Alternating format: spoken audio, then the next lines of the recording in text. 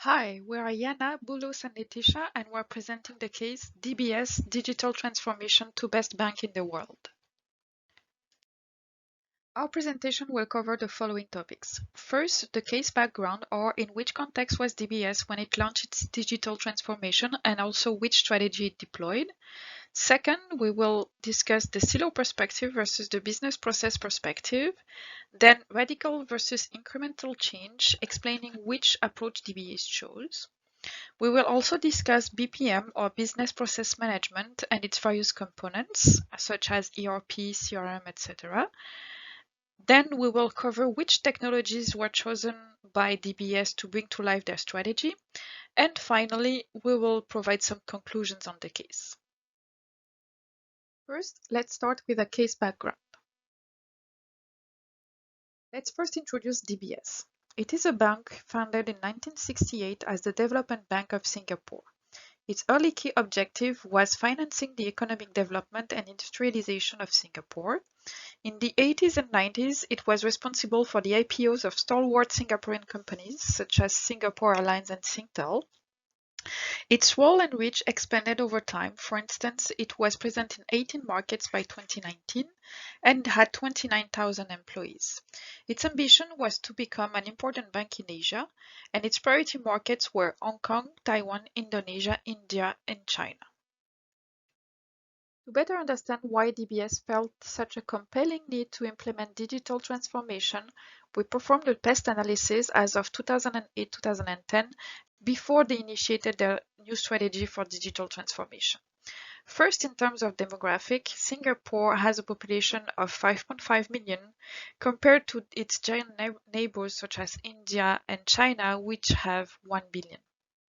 In terms of economic, in 2008, there was a global crisis that affected multiple economic sectors. In terms of political and legal, DBS was still a key component of Singapore's development, and regulations in priority markets represented barrier of entry as illustrated by their failed attempt to acquire an Indonesian bank. In terms of sociocultural, most Singaporeans and DBS clients hate banking. In terms of technology, DBS had little digital processes in 2008, and smartphones were becoming ubiquitous. In terms of global, DBS was not affected by the 2008 global crisis, and in the meantime, its neighbor China was advanced digitally and expanded its reach in Asia. In terms of physical environment, Singapore is a small island and it's surrounded by giants in Asia such as India and China, which complicates its opportunities for growth. Because of the complex regulatory environment and China's expansion, largely based on technology and digital transformation, DBS decided on a new strategy based on organic expansion and digital transformation to be implemented in the 2010s. This strategy was further defined as follows. In the first phase, DBS implemented Strategy 1.0 in 2010, which happened during the rise of fintech. Its objective was to become Asia's bank of choice in the new Asia. The approach it used was based on streamlining internal system processes and performance measurement, and reorienting the culture towards better decision-making, increased innovativeness, and customer centricity. Upon completion of Phase 1 year before schedule, DBS implemented Strategy 2.0 in 2015. The objective was to make banking joyful by leveraging digitalization to make banking invisible to the customer. The approach was to be digital to the core, to be customer obsessed, and to become a 22,000 person startup. The approach paid off since it received awards for being best bank in the world by multiple prestigious groups in 2018 and 2019. Now that we have introduced DBS and its strategy, let's dive in how it implemented its digital transformation and tie its approach to the theory elaborated in Pearlson and Galetta book, Managing and Using Information Systems, a Strategic Approach. Thank you, Letitia. So now we'll be going over the silo perspective versus the business process perspective. Please take a look at the diagram at the right side, which represents the typical hierarchical organizational structure. As can be seen, these structures are organized around a set of different functions or silos. They are formed on the basis of their core competencies. This gives an advantage as it enables organizations to optimize expertise and training while avoiding the redundancy in hiring. So, for example, they can get a person who's very good at marketing who will be able to do the marketing for all of the different functions. However, some of the negatives include information recreation, as silos are often disconnected. It also includes communication gaps, finger pointing, lost information, and sometimes the maximization of logo goals versus the maximization of the overall organization objectives. So now for the business process perspective, please take a look at the diagram on the right side. As can be seen, the functions work well together in order to fulfill the sample business processes that are mentioned. For example, here the order fulfillment process as well as the customer support. The advantages of going with a business process perspective is that it keeps the big picture in view and it allows for optimal creation of value for the entire organization and the stakeholders. It helps managers avoid or reduce duplicate work. It facilitates cross-functional communication and it optimizes business processes. Now, how did DBS go from a silo to a process business perspective? Back in 2008, the bank was present in 12 markets with totally different core banking systems. In fact, each one was working as its own separate silo. They had a technology systems revamp project that got cancelled as they were already over budget with no reasonable end in sight. They had to move away from the steering committees to avoid the need for multiple approvals at every stage. In fact, teams were also reorganized for success to make sure that business and technology worked as one team with shared goals and APIs. DBS wanted to become the D in Gandalf, an acronym that the company had made up out of each of the tech giants' first letters. Those included Google, Amazon, etc. They emulated the best approach that each of these big tech giants were using in order to reach their digital transformation goals. The corporate functions throughout the bank also went through a digital transformation. For example, the audit team began extracting the data itself and periodically analyzing it fully. They went from a deductive approach to a predictive one using machine learning.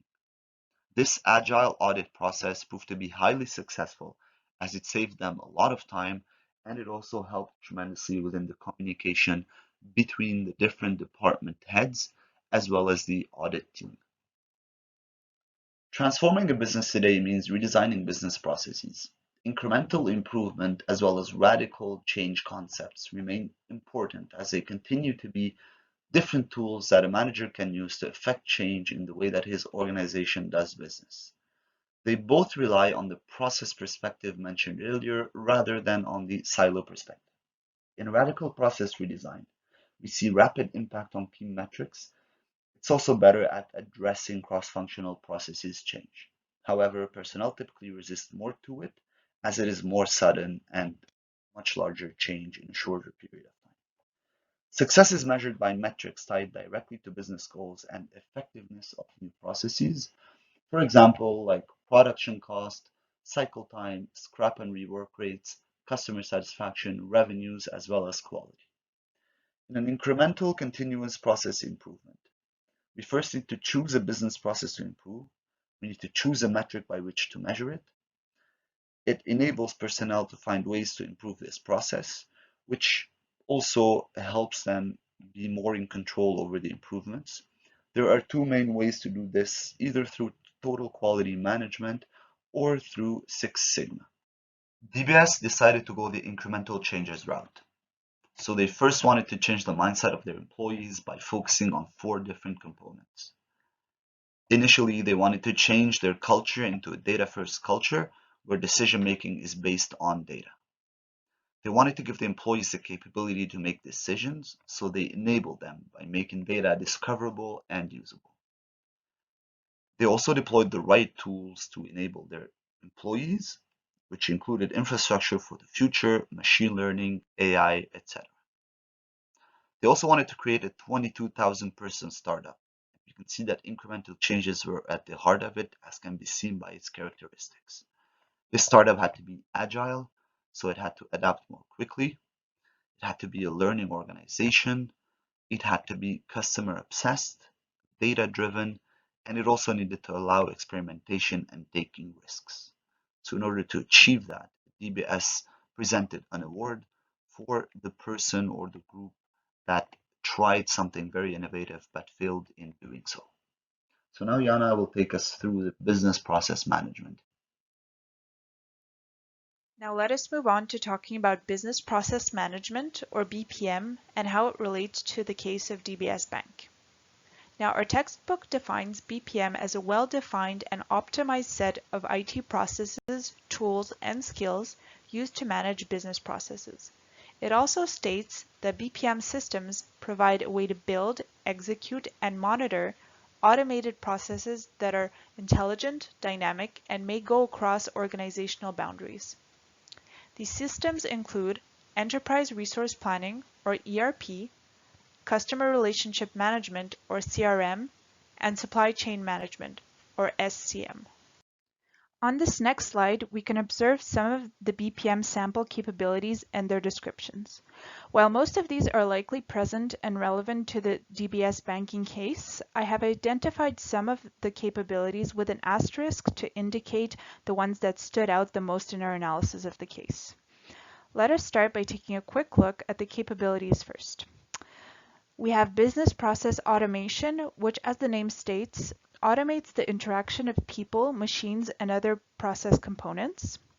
Human task management and collaboration, which consists of capabilities for process stakeholders to initiate tasks and processes as needed and to collaborate with each other. Monitoring and business alignment, which allows to plan, model, coordinate, govern, and monitor the life cycle of business processes in real time. Here we have a continuation of BPM capabilities with the following. Analytics, which consist of capabilities to use process and business data for insights, predictions, and prescriptions to aid in decisions and trigger automatic responses in applications.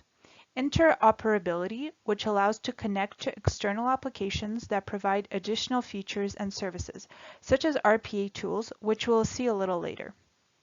Process discovery and optimization are capabilities that speed up the time necessary to discover and optimize behaviors needed to improve business processes. And finally, we have context and behavioral history, which manage data about the context and behavior of past versions of the process. Now we will take a look at how this all relates to DBS Bank and its digital transformation. I thought this quote taken from the case summarizes DBS's approach to their transformation very well. DBS started to explore the best practices they could adopt from the technology world so that it would be perceived not only as a bank, but also as a platform company and technology integrator. As we can see, technology and best practices were at the heart of DBS's vision. Now we will look at concretely how they went about this objective. From the Gandalf concept that Boulos alluded to a little earlier in the presentation, DBS studied the best practices of tech giants and determined 5 key pillars which would support the transformation of its systems and processes. They are as follows: to shift from project to platform, organize for success, develop high-performing agile teams, automate everything, and design for modern systems. From these pillars, we can already observe a lot of ways in which these integrate into BPM and vice versa. At the next slide, we will take a look at a few examples.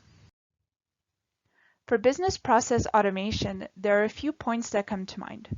Firstly, we have the important automated testing for new product rollouts.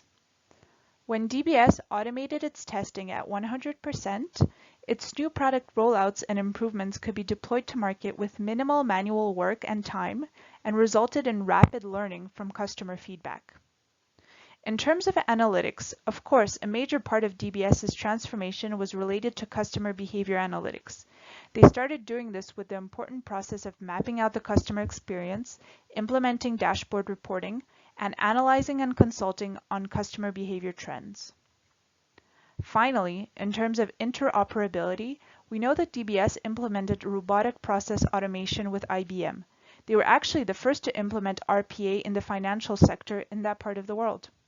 Next, we will take a closer look at Enterprise Resource Planning, or ERP. In summary, ERP can be defined as a concept designed to help large companies manage the fragmentation of information stored in hundreds of individual desktop, department, and business unit computers across the organization. According to its characteristics, we actually believe that DBS's digital transformation is more closely in line with ERP2, the next generation of ERP. Let us look at some of the characteristics of ERP2 and how they relate to DBS. Firstly, it makes information available not only across internal stakeholders, but external stakeholders as well.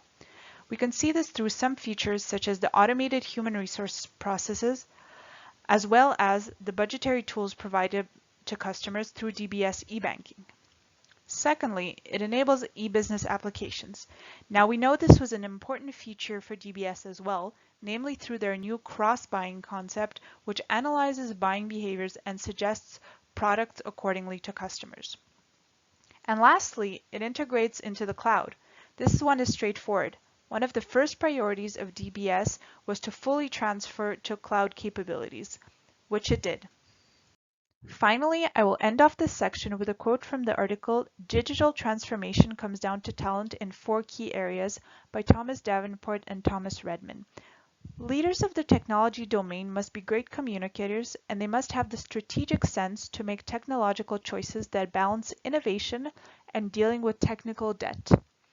From the points we saw in the past few slides, we can observe that DBS did implement the use of the most cutting-edge technology of the banking industry and outside the banking industry, but they did so with a strategic mindset, which certainly contributed to this transformation's success.